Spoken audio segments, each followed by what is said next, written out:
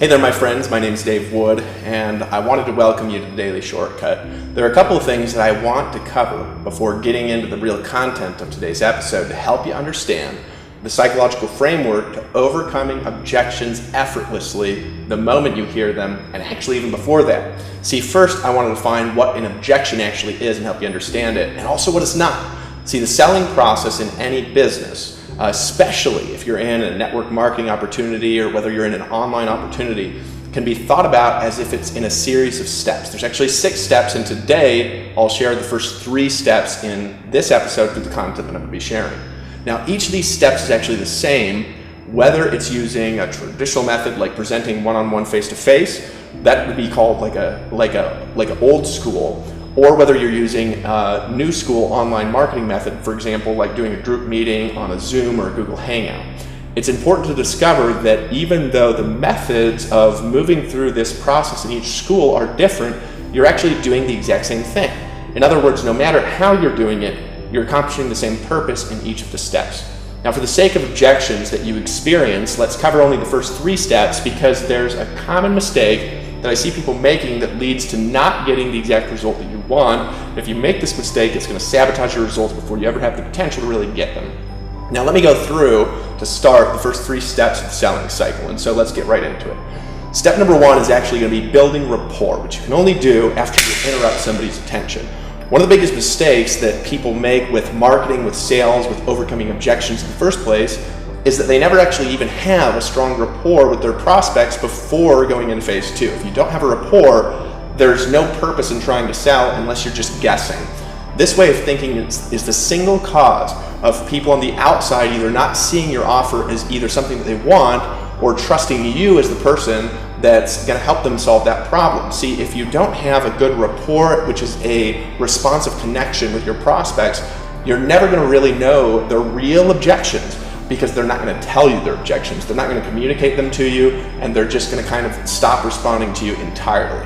Step number 2 is actually pre-qualifying, which you can also call filtering, or you can call a filtration process. This is the second mistake that I see marketers making online and also offline, but it applies to just about any business. And that's it. If you don't effectively pre-qualify your prospects, you're not going to be getting your offer in front of the right people, and you're also going to be pushing people away that never even should be looking at your business in the first place. In the last episode of the Daily Shortcut, I actually covered the basics of putting up a filtration process in your business that can pre-qualify the people that you're attracting to your offer. And the single most important thing for you to do in your business, especially if you're doing any one-on-one work, is to filter the people that are coming through your business so you're only getting in front of the right ones and your time is used wisely. There's an old saying that says, great products make marketing effortless, and great marketing makes selling effortless. If you want to sell in an effortless way and not really have objections or be able to overcome them like you've got magical powers, if you compare it to anything you've experienced in the past, you want to have great marketing, and part of great marketing is having that good filtration process in front of your personal time that you're spending in your business. Now, the funny thing is, if someone is not pre-qualified, they're not actually a prospect, and people don't understand this. Sometimes they think about everybody that walks around like they've got dollar signs on their forehead and they're good prospects for their business, and it's just not true. See, somebody who's not effectively pre-qualified is not actually a prospect. We'd call those, more in old school terms, we'd call them a suspect. One objection in network marketing that I see people making all the time is that they try to overcome the "I don't want to do it" suspect. Notice I didn't say that "I don't want to do it" objection, because that's actually not an objection. If somebody doesn't want to do it, they actually just don't want to do it. In other words, they're not having an objection, they just don't want to. Does that make sense? An objection is if they want to and there's something standing in the way. Now remember, someone can't give any real objections unless they're actually a real prospect, and you can't ever know if they're a real prospect unless you pre-qualify them on the front end. The way that you pre-qualify them is a good filtration process on the front end that actually creates rapport in that process before they ever get to you and pre-frames you to act more like a consultant. And if you do that before you get on the phone with people, a lot of these things, they just don't even appear, and you can actually get through the stuff that's not real to the stuff that's actually real. Now, step number 3 in that process is going to be to ask questions and find the core need of a prospect. This is something that I actually teach in the Top Producer Formula, which is in the 6-Figure Builder Club and Empower Network, and I recommend that you get that and study that product. This is the third mistake that I see people making in handling objections is that they don't effectively find a need. And if there isn't a real need or want, you should never try and sponsor someone if you're working one-on-one. You should never try to overcome an objection to sell a product because you don't actually know what that person needs and therefore have no real social power to be able to overcome that. See, the great thing is, most of the time, if you pre-qualify someone correctly, you're not talking to somebody unless they do have a strong desire, because somebody without a desire would just not go through all that work to get to you. And you just need to find out what their real need is. The rule is, the stronger your pre-qualification step is, the less people you'll end up moving to this step, but the more qualified they'll be, and your sales ratios with those people will be dramatically higher with each layer of difficulty for them getting to you and each layer of strength in the pre-qualification process. And that's all we really need to cover right now for the purpose of this daily shortcut episode. Now, assuming that you're moving through the process correctly, I want to cover the 4 real objections that you'll encounter. These are objections that are actually real, and also how to handle these objections. Now, in all honesty, when it comes to sales and marketing, there really are only 4 main objections, and here are those main objections. And these are the only ones. I want you to understand these are the only real objections to selling anything that anybody will ever really give to you once you actually have rapport and you've gone through a filtration process. And the rest of the objections that you're running into, they're not objections. They're just things people are either saying to kind of put a fence up, or the things that you'll never encounter again once you have a good filtration process in place. I actually found, after I had a good filtration process, I almost never ran into anything, and when I did run into something, it was like I could just get rid of it like that. It was like I had magical powers, right? It almost doesn't even matter what you say if you have this psychology right. So what's the first one? Number 1, I don't have the time. Now remember, if someone is not a prospect and you don't have rapport and there isn't a need, this isn't an objection, and you need to back up in the steps covered earlier to ever move forward. In other words, if you don't have a need and somebody's just telling you stuff, probably they're just telling you those things because you're pushing them and you don't really have that pull on the front of your business. You're not positioned right, and you don't have authority with the people that you're moving through that process. Now, the same thing goes for any of the other 3 objections.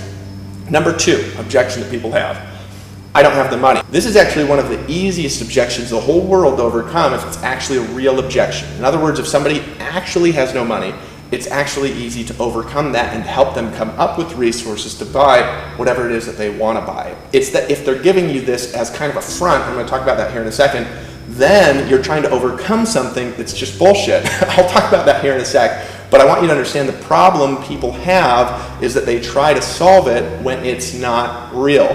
Most of the time, if you've effectively pre-qualified people and you've found a need in advance, they've got a credit card right there in their pocket, and they could put whatever they want to buy on that credit card, or they could call their bank, they can expand their limit, they know how to get a loan. It's not that they actually don't have money. What they're doing is they actually are putting on a sort of emotional wall, which is a natural human response.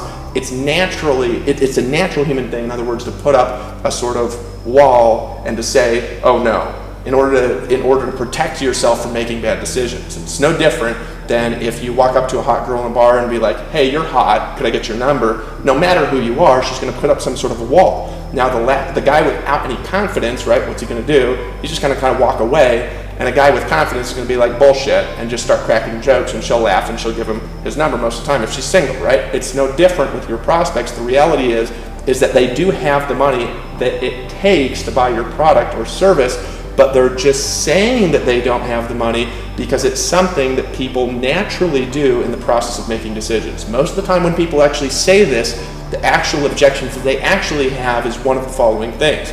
The actual objection is, I don't believe it'll work, or I don't believe it'll work for me, or I don't believe that you can actually help me get that result. And any one of those things that people are saying are actual real objections. You want to get to the root of that, and then the money thing just disappears. Number 3, I don't believe it'll work. Most of the not real objections that you're going to run into in your business, like questions about whether a compensation plan pays fairly or not, actually fall into the I don't believe it'll work objection. This is, and a lot of times what people are doing again is they're testing you. This is one of the easiest objections to overcome once it's properly identified. If people don't believe it'll work, it's because they haven't seen a proper benefit-based presentation or had the message validated in the selling cycle that I explained earlier. Now, I want you to also understand something about this. If people aren't believing it's going to work, a lot of the reason why that'll come up in the first place is because what you're doing looks too complex, it looks too difficult, it looks like it takes too much work, too much time, energy, and resources. And so the way that they come in is really important.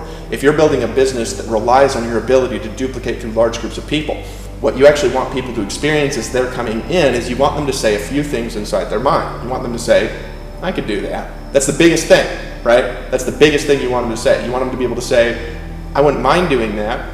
I have the time to do that. I have the money to do that. That looks easy. If people say that in their mind, these objections, they just don't appear. And so if you're creating this a lot, I want you to understand that it's probably because of the way that you're building your business is making it look too stressful, too time consuming, too frustrating. Does that make sense? If you make it look easy because it is, then when they see it, they're going to experience that in the process and just pull out their credit card and make a decision to buy. Number 4, I don't believe it's going to work for me. This is a distinctly different objection than the I don't have the time issue or the I don't believe it will work objection that you're going to find. Now, sometimes when people say this, they really don't think they have the time, or they just feel like they can't spend the money, which is usually that just means that they don't believe it will actually work. When this is real, it's also easy to overcome, but you have to identify it and make sure that it's the actual core objection that they actually have. When it comes to marketing a business online and making sales, these really are the only real objections that happen. And I want you to understand that. So if somebody says, for example, I don't believe it'll work for me, this is actually what's going on in their brain. What's going on is that they think, oh, maybe it'll work for you, but it's not going to work for me because maybe what I said earlier is true, which is they're looking at what you're doing and they're saying, well, I could never do that, or I don't want to do that, or I don't have the time to do that, or I don't have the money to do that, right? But if what you're doing is congruent with what an average person could do, they're going to see what it is that you're doing, and they're going to say, I could get rich, right? And the way to overcome that is actually, I'll talk about that in a little bit later of an episode, is actually a concept called social proof. You can use that to overcome this objection virtually 100% of the time, as long as your process is built in a way where it actually is easy for an average person to succeed, like with what we do here at Empower Network with the daily shortcut system. Now, every other objection can somehow be tied back to these 4 things. Notice I didn't overcome the I have to think about it statement. And that's because most of the time when someone says that, it's just not true. They don't need to think about it. There are actually only about 13 people out of every 100 that think about anything before they decide. And most of them, they make decisions unconsciously too. And when someone says that, who is a real thinker and actually needs to analyze things, you never want to ever overcome it. Let them think about it and move on, and they're going to think through it, they're going to look through the data, they're going to come back and they're going to buy. But the people who just say that because they're putting up a front like the chick in a bar, right? It's bullshit. You just say, hey, do you want to make a decision or not, or do you want to make money or not? Because I don't like to sit here and work with people who are going to sit on the fence forever and ever because they're afraid to make a decision. So are you afraid, and that's why you're telling me that, or are you actually going to research it and analyze the data? Because I'm guessing you're not going to analyze it. And if they say, no, I analyze things, let them go, right? Let them go analyze it. They're going to research it. They're going to come back. They're going to make a decision to buy. Now, I also didn't overcome the I have to talk to my spouse statement. That's because it's not really an objection. It's a statement that's sometimes real and it's sometimes not real. In other words, not everyone talks to their spouse before they make decisions. Most people actually don't talk to their spouse. Most of the time, people are actually saying this to brush you off because they're nervous, because they don't believe in themselves, because they haven't been properly pre-qualified, or they're just nervous when it comes to the buying decision. In my opinion, all of the other 16 sub-objections people always talk about and give you formulas for, they're not really objections anyways, and you shouldn't bother with them. They're either statements or they're the result of not moving through the selling process in the right way, with the right people, with the right mindset.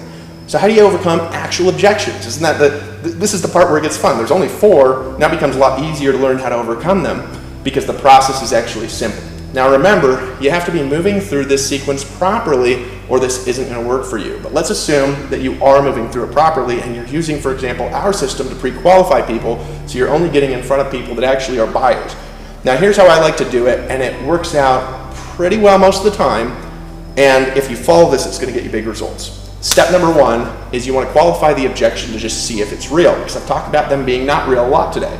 So the first thing you do is use language that qualifies it. The specific language that I use for this will be covered in a future Daily Shortcut episode, but if you follow that process that I'm going to give you here in the next couple of days, it'll absolutely blow your mind how easy this is, as long as you've got proper pre-qualification steps in front of that. And I also teach that again in the 6-Figure Builder Club here. Number 2, go back to the core need that you found in step 2 of the selling sequence. In other words, rather than trying to push someone, go back, you qualify if the objection is real, then you go back to their core need. In other words, instead of trying to push them forward, you actually go back to what they said earlier, and then you move them forward. And then you want to find out if the core need was real or if it wasn't real. So in other words, you qualify the objection, and then you qualify the core need, and then you find out if the need is real. If this problem is gone forever, is there anything else that they need to know before they get involved, before they make a buying decision? So you don't push them forward, you draw back, you go back to the core need, and then you bring them back to the decision point. Step 3, if the core need was actually real, you want to answer the objection with a story. If the need wasn't real, find out if they are serious, and if they are, find their real need again. So in other words, if their need wasn't real, then find their real need, and if they won't give you their real need, end the conversation, right? You don't want to waste your time with people that are lying to you. Does that make sense? And I actually will say that to people. I'll say, hey, look, it actually feels like what you said to me a little bit earlier isn't actually the truth. Now, I don't mind if this is the one time you didn't tell me the truth, but I want to talk to you about how this is going to go from this point, from here into the future, and it's going to go like this. I'm going to be honest with you and expect you to be honest with me, and if you're not willing to do that, let's just end the conversation. Because you're either going to tell me what your real need is, or we can go, right? And people will just snap right into line and give me their actual real information about what they actually want when I go back to that. Or they'll say, you know what, I'm just here because I kind of want to play around, and then I'll end the conversation, not waste the time. And then again, what do? You go back, you find the real need, and then you move them forward through that selling process. Does that make sense? Now, if you need to do this, you need to become more effective at actually building rapport through listening and asking questions, which we actually teach you in our products, because this is actually a mistake, not what you're doing now. It's a mistake in your initial part of the process. It is not an actual objection. Number 4, after you answer the objection, you want to test to see if it solves the problem by asking them if it solves the problem. In other words, what you want to do is you want to say something along the lines of this. You say, if this problem is solved, is there anything else that you need to know before you make a decision? No, there's not anything else I need to know. So you're ready to make a decision then if this problem is solved. Yes, I'm ready. And then you move them forward in the process when you've tested it to see if it's real. Step number 5, if it solves the problem, you want to assume that they told you the truth and begin the enrollment process with a statement like this. Awesome. It sounds like you're ready to get started then. Or, are you near your computer right now? And then direct them to the next step in the process, whether that's sending them your affiliate link to sign up, or whether that's sending them to an order link to buy a product, whether that's sending them to an upgrade link. If they've just gotten started, you're upgrading them like we teach you to do here. See, this process works under a few assumptions, which are these. Assumption number 1, you got to have a strong rapport. You got to have a good connection with your prospect in order to get them to make decisions. Assumption number 2, your prospect is effectively pre-qualified. Assumption number 3, you found a core need. You cannot really do great things without finding a core need if you're working in any capacity one-on-one with people. Assumption number 4, you don't care at all if they join or not. And this is important because you're looking more to see, is there a potential business relationship here or not, than you are like, I need commission. And you're sorting through to find the real prospects for what you're offering. Please, don't try and overcome objections with people that aren't prospects. It's not a good use of your time. It makes you come off as pushy. Professionals sort, and amateurs, they try to convince and push. The only other assumption that you need to work with is having an actual belief mindset. It's specifically the belief that what you're offering makes people better off with it rather than without it, who are your prospects. But here's the thing I want you to understand. With that, if they are not actual prospects, maybe it won't improve their life. So this is actually important from both sides for ethical and ecological selling, that you find out that the people that you're connecting with are actual real prospects. See, that's a belief in yourself and also what you're selling, and also that who you're selling it to is going to benefit, and that can only come from within. If you have that belief, you'll be able to move through anything that's a real objection, like you've got powers. It's amazing how consistent, how easily this works. What I just shared with you will move your sales ratios dramatically higher if you're working in any capacity one-on-one or in small groups in intimate closing settings. If you got it, this is going to change your life. So tell me, have you got it? Do you understand what I was teaching you today and how valuable it can be in your business? I want to hear from you in the comments. I want to know what your biggest learning in today's episode was. The best comment daily wins a free book to help reinforce the concepts that you learned in this episode. So be detailed and thoughtful in your comment. We'll send you a book and really tell us what value you got. I want to help you create a better business while improving and developing yourself by applying these concepts. That's what I'm here to do for free. And so to do that, I've prepared 3 powerful bonus shortcuts to help you attract wealth faster while helping you follow along with the content that you just learned by applying it in your life in new ways. And so here's what I want you to do right now. If you actually are on this page, if you just scroll down to the page, you'll see a place to put in your contact information and click a button that says, give me the total shortcut. And I would even put now in there, but I haven't done that yet. Just give me the total shortcut now because you want it so badly. And when you do that, what I'm going to do is I'm going to give you 3 bonuses. Those bonuses are going to help you to take these concepts and improve your selling process by first changing your unconscious mind, but also giving you practical behaviors in order to help change your process and therefore change your results. So here's what I want you to do, and you got to do it right now. Scroll down. I want you to write a detailed comment to win something and show me that you're paying attention to the show. I actually want to know who's engaging with this content and who's focused on getting better results. Number 2, put in your contact info, click give me the daily shortcut, or give me the total shortcut, whatever the heck it says. My memory's not working right now. Click that button, and then you're going to go to a page. On that page, you're going to get 3 bonuses. Those 3 bonuses are, number 1, you're going to get an audio. I want you to download that because you can just listen to this, and by listening to this 3 or 4 times, it's a short episode, you can implant these concepts into your unconscious mind. It doesn't matter what you're selling, this is going to make you better. Number 2, you're going to get a PDF workbook and transcription. Okay, so you're actually going to get a word-for-word transcription of this entire thing. You can read it, and you actually have a workbook in there where you can answer those questions, and it will help you take these concepts and apply it in your business for free. I'm giving it to you for free.